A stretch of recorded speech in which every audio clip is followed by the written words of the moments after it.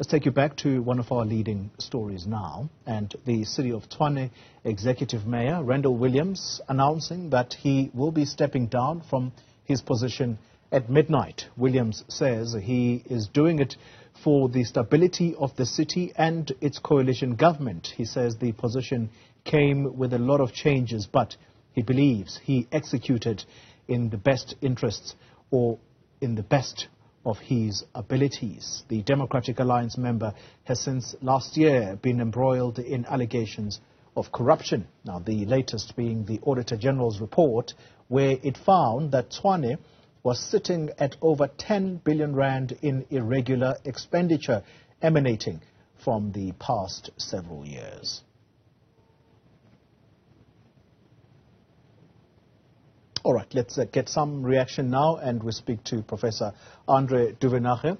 He is from the Northwest University. Prof, good morning to you, and thank you for your time. Your reaction to the resignation of the mayor of Tshwane, do you think that it perhaps was in the offing anyway? Good morning. Yes, it was not completely unexpected, but I think it was very unfortunate. My take on the situation with regard to the DA government there is that they really tried to clean up a mess created by misgovernance by the ANC over decades.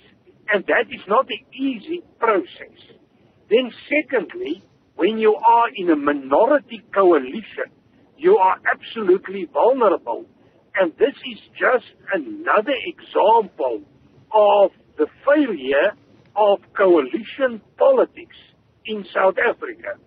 But I believe from the side of the ANC, there's without any doubt a deliberate strategy to take control over the most important metropoles. And they are now in the process of creating coalitions.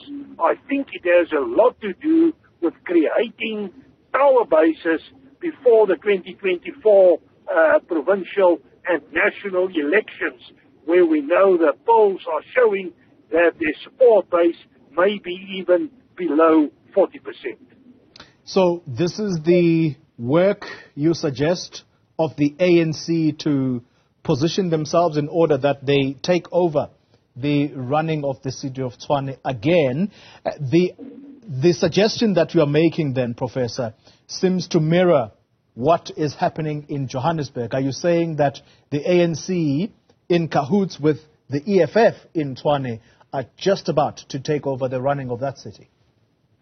You know, when it comes to the ANC and coalition politics, it seems as if they follow the following strategy. First, they try to form alliances with minority parties. But if that is not possible, they give the second step in the direction of working towards the EFF. And the last resort is parties like the Democratic Alliance, the Freedom Front Plus, and so on.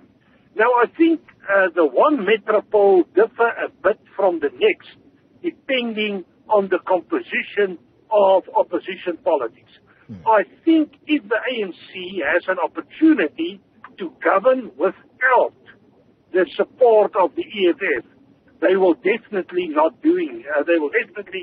govern without the EFF.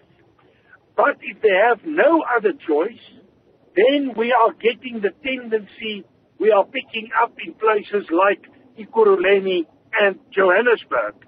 And it's not clear what is the relationship between the EFF and the ANC. From an EFF perspective, their argument is they are not prepared to support the ANC on a blanket basis. They would like to have something back. And that is not a position or two in a metropole executive. They want full control of a certain metropole, like, for example, Ekurhuleni. So I think the EFF and the ANC at this point is not seeing eye to eye. But if it means politics of survival, I think the ANC may go in cooperation with the EFF, at least on certain grounds.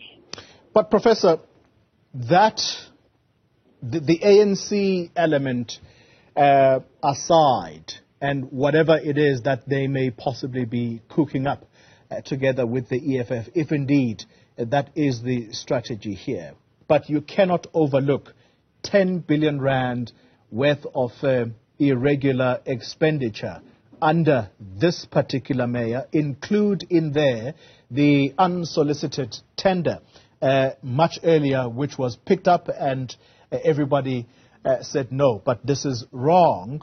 Surely you cannot overlook that, particularly with a party like the Democratic Alliance that says, where we govern, we do so cleanly. Unfortunately, for signal, I'm driving here from Klerksdorp to Potchefstroom. Signal are breaking down. I haven't heard the full argument. If you just can summarize it again, I will react accordingly. All right. So I'm saying 10 billion rand in irregular expenditure is just some of what Mayor Randall Williams has been accused of overseeing whilst he was in office. Surely that goes against the record of the Democratic Alliance, which says where we govern cleanly. Yes, there is no doubt that this is going against the ethos and the principle of the party, and to a large extent the practice we have seen in parts of the Western Cape, which are from a governance level much higher than other parts. My argument is, yes, there may be problems, but there are big system problems, faults within your system. And a mayor can, to a certain extent, oversee that process. But you cannot control everything. But if it is clearly a case where there was a lack of oversee function from the side of Randall Williams, he needs to pay the price. We need to be consistent as far as fraud, corruption, maladministration is concerned, not only with regard to the ANC alone, but with regard to all governments, including DA governments and coalition governments. Professor Andre Duvenage, let me thank you very much for your time, and we do apologize for that line. He says that he is driving in the Northwest at the moment, but at least we've got the gist of what he has had to say. That brings us to the end of the Monday edition of Newsfeed AM.